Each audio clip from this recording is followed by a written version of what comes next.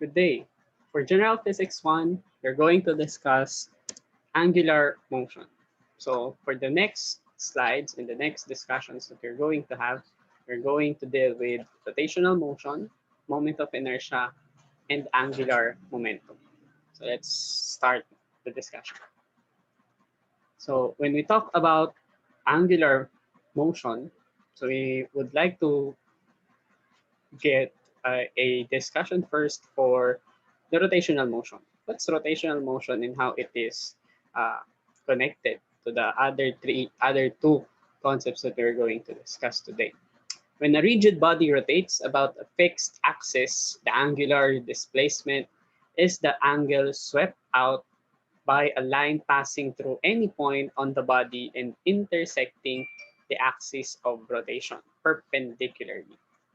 So here, in the axis of rotation, we have what we call as the angular displacement.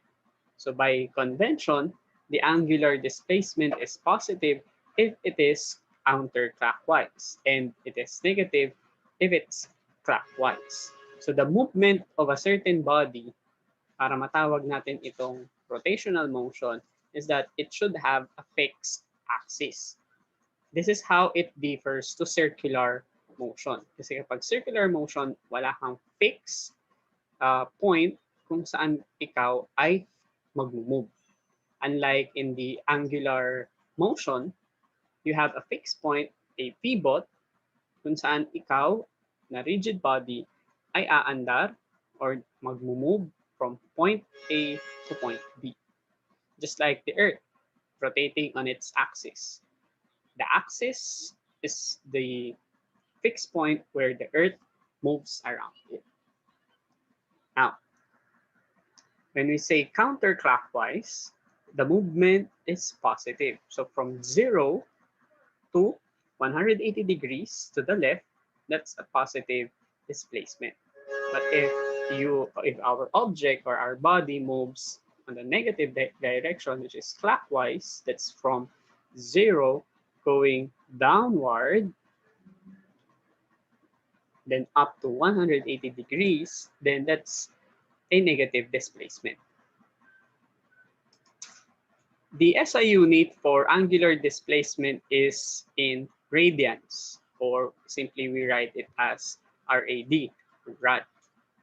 Here, we are able to express this displacement not in meters, but in degrees, revolution per minute, or in radians. So there are three angular displacement units that we are able to use.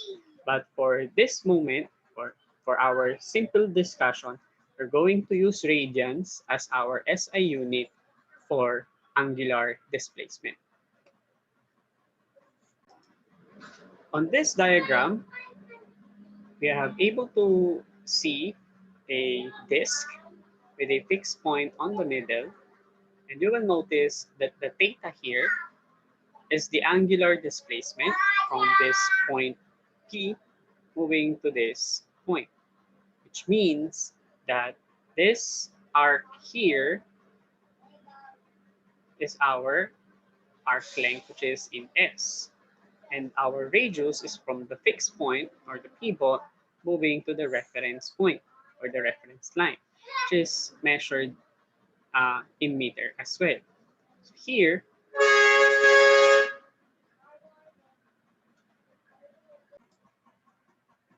so to identify the theta here in radians, so we get the arc length, this one, and then the radius from the pivot to this point here. Then for one full rotation, we have theta is equal to 2 pi r divided by r, or simply 2 pi radians. Let's take note that a 360 degree is equal to 2 pi radians. And 1 radian or 1 rad is equal to 57.3 degrees. Since we divide 360 degrees to 2 pi. Let's have this example. Let's have adjacent synchronous satellites. Synchronous satellites are put into an orbit whose radius is 4.23 times 10 raised to 7 meters. The orbit is in the plane. The orbit is in the plane of the equator, and two adjacent satellites have an angular separation of 2 degrees. And we need to find the arc length. So from here, we have 2 degrees, which we need to convert into radians. So 2 degrees is equal to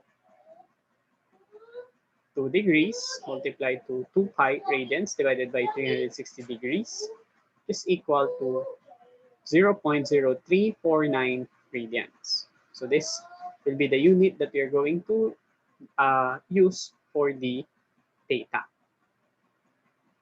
or the angular displacement. S is our arc length, so that's what we are going to look into. So S now is equal to the radius times the angular displacement.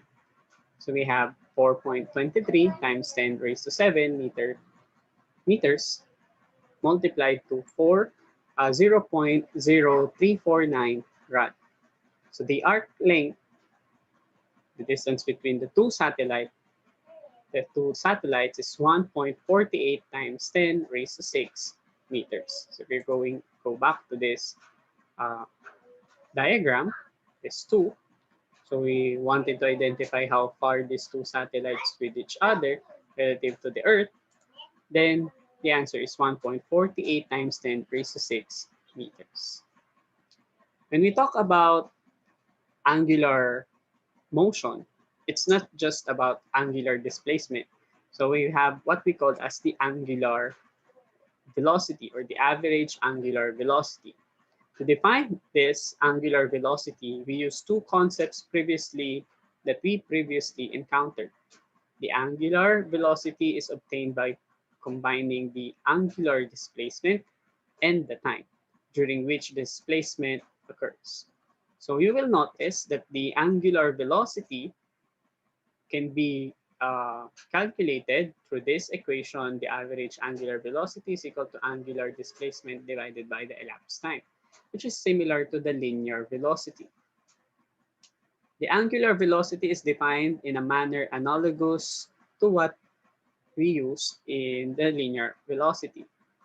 Taking advantage of this analogy between the two types of velocities will help us understand more about rotational motion. We denote, and we use the symbol omega for angular velocity, and for angular displacement, we use theta, and we use t as a symbol for time. So we get the average angular velocity by omega, which is equal to the change in angular displacement divided by the change in time. Let's take note that the unit of angular velocity is in radian per second, or rad per s. Since the SI unit for angular velocity, angular displacement is in rad, and the SI unit of time is in second.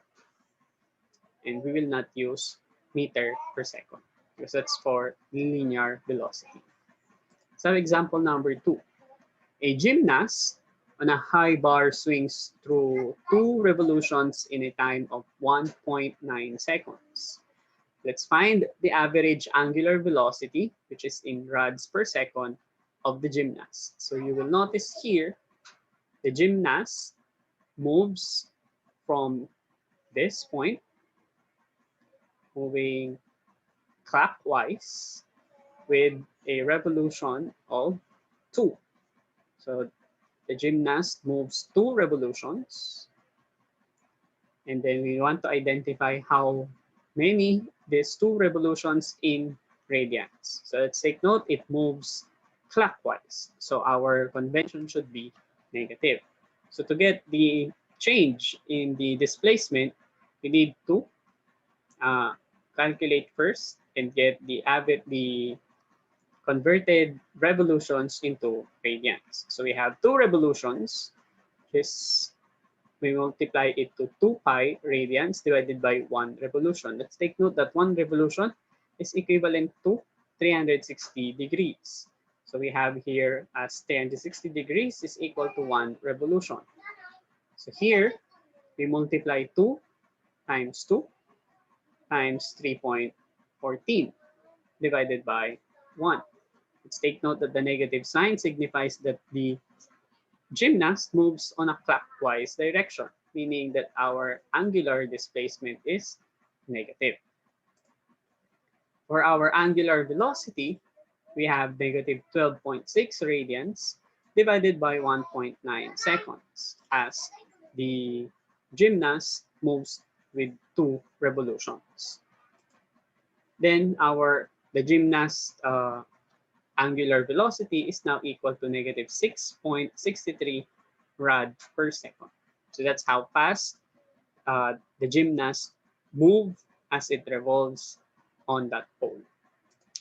The instantaneous angular velocity, or the omega, is the angular velocity that exists at any given time. The magnitude of the instantaneous angular velocity without the presence to whether it is a positive or negative is called as the instantaneous angular speed. If a rotating object has a constant angular velocity, the instantaneous value and the average value are just the same. A changing angular velocity means that an angular acceleration is occurring. In linear motion, we have here that as such, it's also the case in rotational motion. That if we have a changing velocity, therefore we have an acceleration. Because if there is a constant velocity, there's no acceleration that will take place. The idea of angular acceleration describes how rapidly or slowly the angular velocity changes during a given time interval. So kapag constant ang velocity, it's zero acceleration. It doesn't mean that you have a zero acceleration, you have also a zero velocity. You may have only a constant velocity. The idea of the angular acceleration describes how rapidly or slowly the angular velocity changes during the given time. So we can have this equation that the angular acceleration is equal to the change in angular velocity divided by the elapsed time. So as I am saying, if we have no change, for example, if I have a 5 angular velocity here, 5 angular velocity here for the initial, therefore it will become 0. Therefore, we have a zero acceleration. But if we have a changing velocity, therefore we can have an angular acceleration. The SI unit for angular acceleration is radian per second squared, which is can be denoted as rad per s squared. The instantaneous angular acceleration alpha is the angular acceleration at a given instant. Example number 4. A jet awaiting clearance for takeoff is momentarily stopped on the runway. As seen from the front of one engine, the fan blades are rotating with an angular velocity of negative 100 rods per second, meaning that the fan or the blades of the fan is moving clockwise, where the negative sign indicates that it is moving on a clockwise rotation. As the plane takes off, the angular velocity of the blades reaches negative 300 rods per second in a time of 14 seconds. So we want to identify the average angular velocity, assuming that the orientation of the rotating object is given by this equation. We have A or alpha, which is equal to omega minus omega sub 0, which is our angular velocity. So to identify this, we can come up with negative 300 rods per second minus negative 100 rods per second divided by 14 seconds. Here, we have that the angular acceleration is equal to negative 16 rod per second squared. So that's how fast the changes in the angular velocity of the fan of the airplane. The equations of the kinematics for uh, rotational and linear motion can be denoted as follows. So we will notice that A here on the linear motion is the linear acceleration, while the alpha here is the constant value of the angular acceleration. So we may look into that almost all of this are just the same. But we have a different concept, meaning that one is moving on a straight line and one is that it is rotating on a fixed point. The symbols that we use in rotational motion in the linear kinematics can be noted as follows. So we have the symbols for displacement for the linear motion along x-axis. We have x. For along y-axis, we have y. But for rotational motion, we have theta. For initial velocity and final velocity, we noted them as v, small letter v, while here we noted it as omega. And then we have acceleration as small letter a and alpha for rotational motion. And for time, we still use small letter t.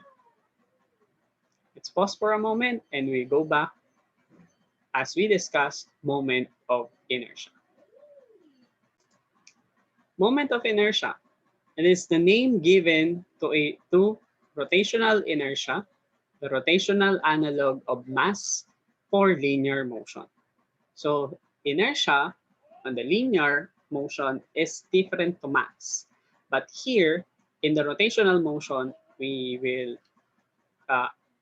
correlate it, yeah, describe it, the mass of a rotating body. So that's moment of inertia. The moment of inertia must be specified with respect to a chosen axis of rotation. A point or for a point mass, the moment of inertia is just the mass multiplied by the square of the perpendicular distance to the rotation of axis, which is equal to I is equal to mr squared. The moment of inertia is determined so that we are able to look into how object will move fast or slow while it is rotating.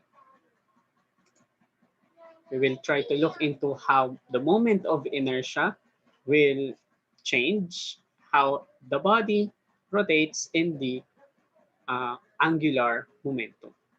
So now, there are different equations to be used for moment of inertia depending on the body that is experiencing the rotational motion. So for example, we have a solid cylinder disc, a hoop about symmetry axis, a solid sphere, a rod about the center, a hoop about the diameter, and a rod about the end. So you will notice that the red lines here signifies where the rotation will take place. For example, the solid cylinder here, it will rotate on this way or on that way. So meaning that this is the point where it will rotate. Similarly, we have the hoop, so it will move on this direction. The sphere, then we have the rod moving in that direction. Then we have the hoop within the diameter, just like when you flip a coin, and then you have a rod at the end. So now, this is how we calculate for each. For solid cylinder, we have the moment of inertia is equal to 1/2 mr squared. But for a hoop about symmetry axis, we have I is equal to mr squared. For solid sphere, we have I is equal to 2 over 5 mr squared. For a rod about diameter, we have 1 over 12 ml squared. Why ml? Because we have here the length of the rod. Here, we have the radius of these circular objects. And then the rod is in a rod about the end, we have I is equal to 1 over 3 ml squared. For a hoop about diameter, we have I is equal to 1 half mr squared. Let's have example. Lara, a 50-kilogram gymnast, swings her 1.5-meter long body around a bar by her outstretched arms. What is her moment of inertia? So here, we want to identify what will be Lara's moment of inertia. So we have a given mass of Lara equal to 50 kilograms and the length of Lara, which is 1.5 meters. And we want to identify her moment of inertia. So here, the equation that we're going to use is I is equal to 1 over 3 ml squared. Why? If we will consider Lara as a rod on this direction, on this diagram that I prepared, we have here that Lara is holding the gym. It's this outstretched arm, long body. It's a bar, so that's a bar. So he's holding the bar, and she will rotate. So from this point, we can consider Lara's body as 1.5 meter long, and then the rotation will take place on this end part. So Lara became a rod, and we can calculate her moment of inertia as the rod rotating at its end. So we will use I is equal to 1 over 3 meter mass times the length squared. So substituting all the given values, we came up with the moment of inertia of Lara, which is equal to 37.5 kilogram square meter.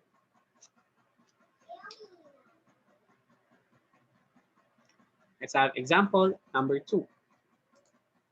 Lito is spinning a basketball with a radius of 12 centimeters on the tip of his finger. Determine the mass of the ball if its moment of inertia is 5.568 times 10 raised to negative 3 kilograms square meter. So in this example, we want to identify the mass, how heavy the ball is as it spins. Diba? So we have the axis of rotation is on the middle of the sphere.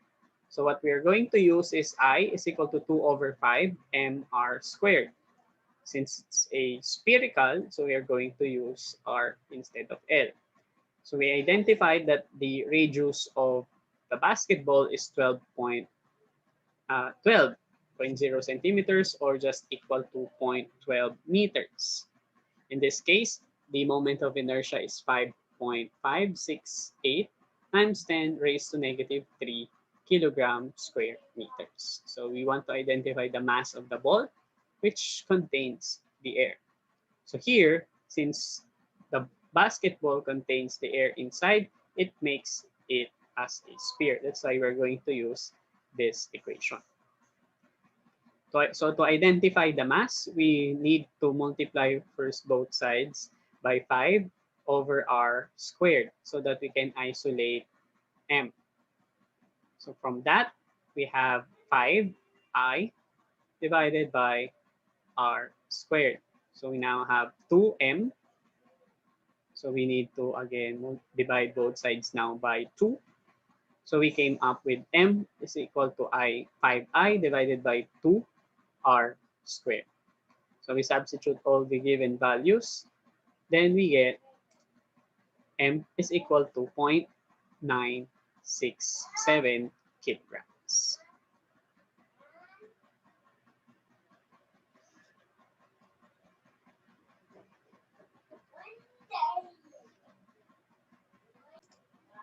So for example number 3, Wesley is twirling his 0.6 meter cane that has a mass of 0.5 kilograms. What is the moment of inertia of the cane as it spins about its center of gravity? So here we have a rod that will move on the center. From that, we will use I is equal to 1 over 12 ml squared, where L is 0.6 meter and the mass is 0.5 kilogram. So we substitute the given values, 0.5 times 0.6 squared. Our moment of inertia will become 0.015 kilogram square meters. Let us move on now to angular momentum. It is in the linear momentum or quantity of motion, it is P, which is equal to mv, and the inertia given by mass. Now, in angular momentum, we have m, which is v. Rotation of a mass, m, about an axis, 0 when on axis. So, should involve distance from axis r. So the angular momentum is L, capital letter L, which is equal to the radius times mass times the velocity. So at a point where the rotation is happening, there is no angular momentum. But as it moves farther and farther, the angular momentum increases. So a concrete example of an angular momentum is an ice skater.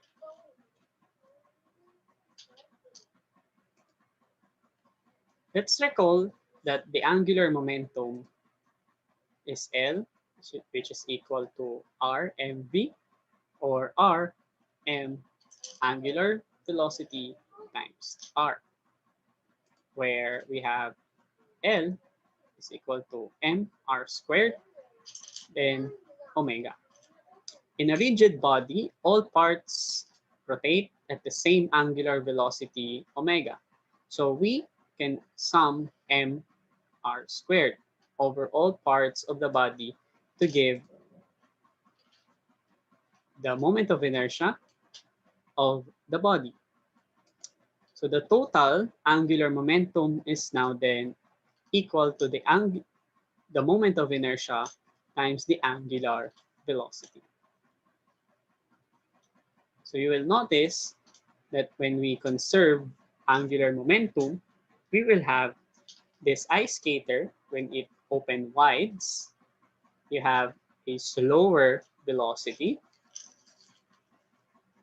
while if it tucks its hand, it will come up with a faster rotational velocity or angular velocity. So you will notice that the momentum here from this is being conserved on this one. If there are no outside forces acting on the symmetrical rotating body, angular momentum is conserved, essentially by symmetry. The effect of a uniform gravitational field cancels out over the whole body and the angular momentum is still conserved. We have L also involves a direction where the axis is the thumb if the motion is followed by the fingers to the right. Where do we usually see and experience angular momentum? So we often use it for stability. So we use angular momentum so that we are able to be more balanced. So we try to use it when we ride bicycle or motorcycle. So we want to make the bicycle keep on moving so that we will not fall down. When we pass a football, the American football, for a lateral spin, a spinning top to sustain its shape while it's moving. So it should keep on moving and moving before it topples over. So for us to get the praise V, then we're able to get it by rotating the praise V itself. So a spinning gyroscope for orbital orientation. The helicopter able it to fly because of angular momentum. And we have Earth rotation for daily constancy and season. Before we end our discussion, let's try to watch the video clip.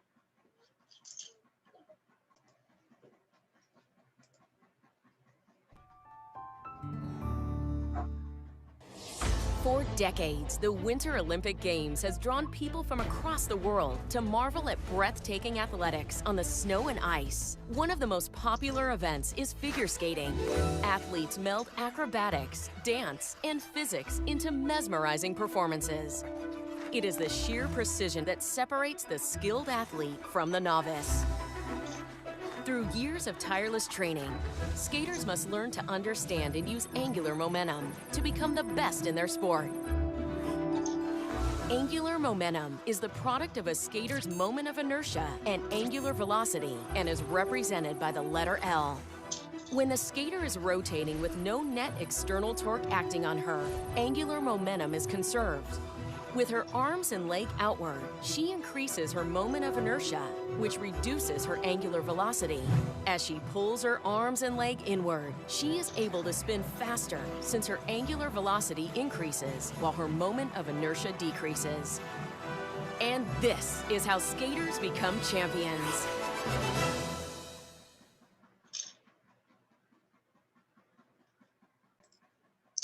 So that's our mini video clip from OpenStax. And this is how we end it.